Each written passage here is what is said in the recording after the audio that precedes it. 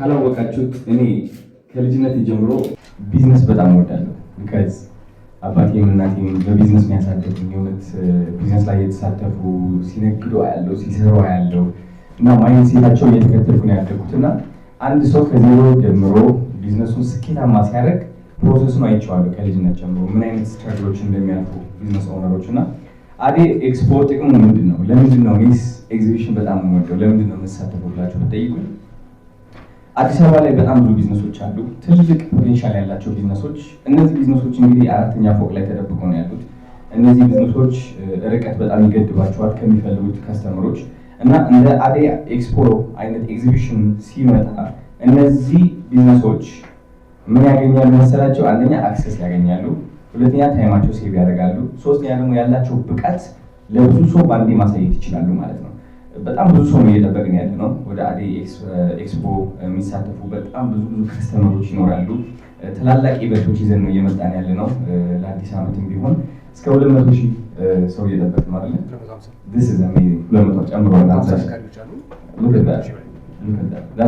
ስለዚህ ከ200,000 ሰው በላይ ማለት እነዚህ ቢዝነሶች ለአመታት ሰርተው እድል እያገኙ ነው ማለት ነው። የትም ቦታ ሳይሄዱ ሳይንቀሳቀሱ ከስተመሩ ወደ እነሱ እየመጣ ነው።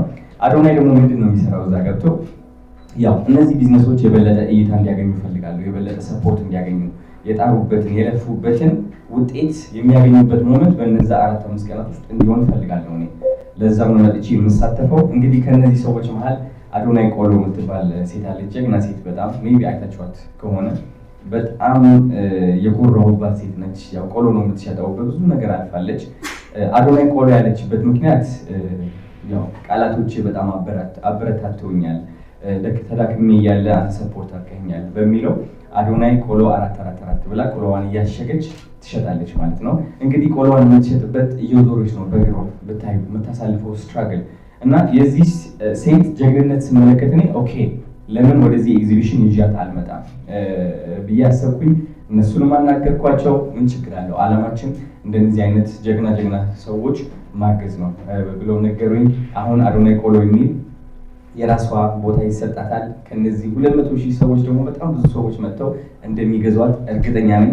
አዴ ኤክስፖ እንግዲህ እንደዚህ ነው በቀላሉ የሰው ህይወት የሚቀይረው የጥረታቸውን ዋጋ ውጤት የሚያገኙበት በዚህ ኤግዚቢሽን ይሆናል ማለት ነው። ስለዚህ ቢዝነሶችን መታችሁ ብትሳተፉ በጣም ደስ ይለኛል። ለምን? ትልቅ ፖቴንሻል አለ።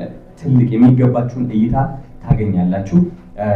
መታችሁ ቢዝነሶች ማየት የምትፈልጉ ሰፖርት ማድረግ የምትፈልጉ በእነዚህ ኢቨንት ላይ መሳተፍ የምትፈልጉ ሰዎች ካላችሁ ደግሞ መታችሁ ብትሳተፉ። ትልቅ ኮንሰርት አዘጋጅተናል።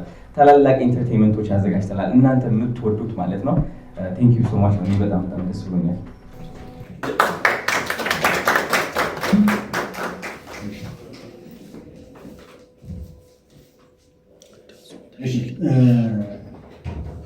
ይህን ካልን አሁን ደግሞ በጥቅሉ ቅድም እኔ ያብራራሁት ነገር አለ። ጠቅላላ አድርጌ ነካኳቸው ነገሮች የፕሮጀክት ማናጀር አቶ በሱ ፍቃድ ደግሞ ዲቴሉ ወይ ደግሞ እስካሁን ድረስ የደረስንባቸው ነገሮች ምንድን ናቸው፣ በተጨባጭ ያገኘናቸው ውጤቶች የሚሉ ነገሮችን የፕሮጀክት ማናጀራችን አቶ በሱ ፍቃድ የሚነግረን ይሆናል።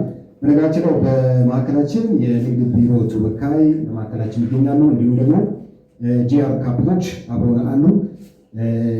ጃዝሚን ዳንስ ቡድንም በማዕከላችን ስላላችሁ በጣም እናመሰግናለን። ያው ትንሽ ስላረፈልን አንዳንድ ነገሮችን ሚስ ያደረገው ነገር አለ። ያው ትረዱናላችሁ። እሺ፣ እናመሰግናለን። ስላረፈልን ይቅርታ እየጠየቅን በተወሰነ መልኩ ሄኖክ የነካካቸው ጉዳዮች ዲቴሎቹን ለማቅረብ እሞክራለሁ። ታዲያ አዲስ ዓመት ታላቅ ኤክስፖና ፌስቲቫል ሁለገብ ይዘት ያለው እንዲሁም ከፍተኛ ጥረት አድርገናል።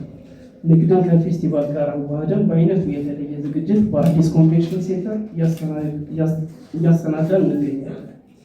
የተገኙ መልካም ውጤቶች ምንድን ናቸው? ባለፈው ከሰጠነው ፕሬስ ሪሊዝ በኋላ አሁን ላይ ምን አይነት መልካም ውጤቶች ተገኝተዋል የሚለውን ነገር ቀደም ብለን እንዳሳወቅ ነው በዚህ አዲስ ዓመት ታላቅ ኤክስፖና ፌስቲቫል ላይ ከ250 በላይ ነጋዴዎች ይሳተፋሉ ብለን አቅደን ነበር እና አሁን ላይ የእቅዳችንን 75% በመሳካት ቀሪዎችን ውስን ቦታዎች በቀሩት ቀናት ውስጥ የምናጠናቀቅ ይሆናል።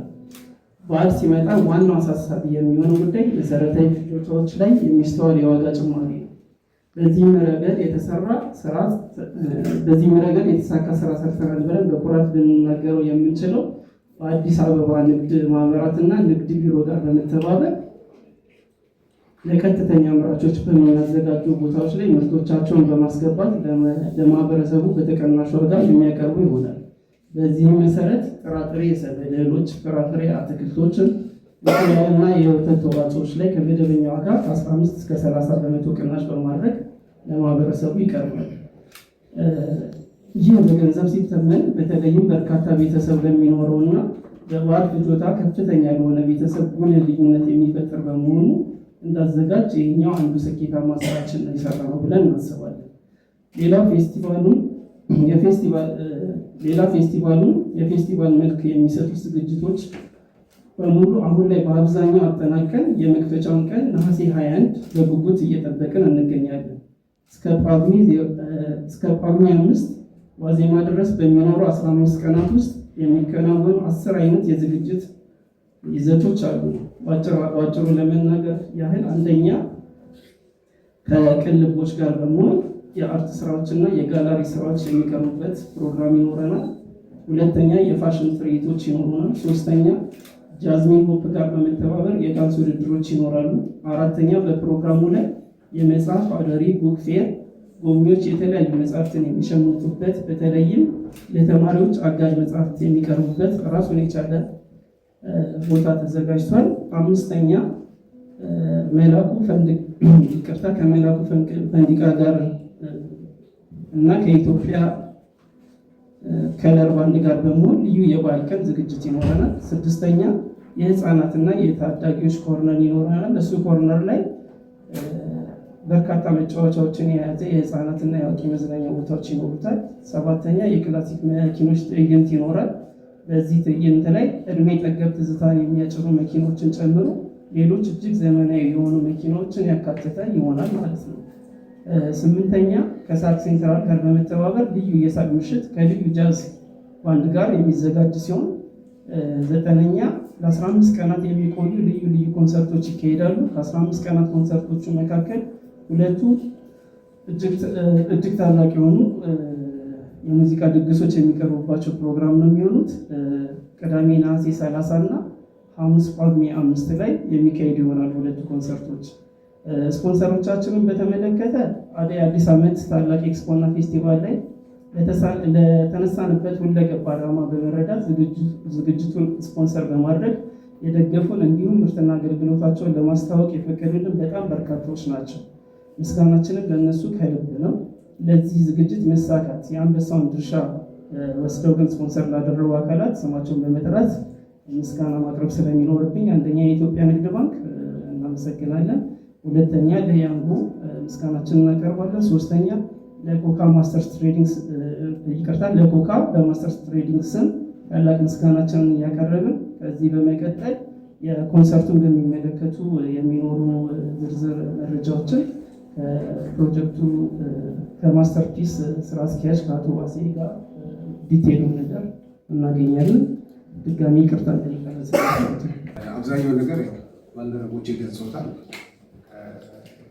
አዲስ ዓመት ፌስቲቫል ኦልሞስት ከ13,000 በቀን እስከ 15,000 ሰው እንጠብቅበታለን። እዚህ ኤቨንት ላይ የተለያዩ አርቲስቶች ኢንቫይት አድርገናል። ኦልሬዲ ውል አስረናል። እነሱን አትሊስት በአጭሩ ለመግለጽ እሞክራለሁ። ከአንጋፋ አርቲስቶች መካከል ከነጸጋዬ ጀምሮ እነ ግዛቸው፣ ጌታቸው ኃይለማርያም፣ ለምለም ኃይለሚካኤል፣ ዘቢባ ግርማ፣ ሀና ግርማ፣ ቃቆ እስከ አትናፊ፣ ሮባ ጁኒየር፣ እነ ኬቢ እነዚህ ካስፈረምናቸው ኦልሞስት ከ30 አርቲስቶች መካከል በጥቂቱ ነው። እዚህ ኤቨንት ላይ ለየት ያለ ፕሮግራሞች አብዛኛው ነገር ጓደኞች ገልጸውታል። እዚህ ፕሮግራም ላይ ብዙ ነገር የተለያዩ እድሜ ክልልን የሚያካትቱ ፕሮግራሞች አሉ። ማንም ሰው እንዳይቀር ይበቃኛል። አመሰግናለሁ።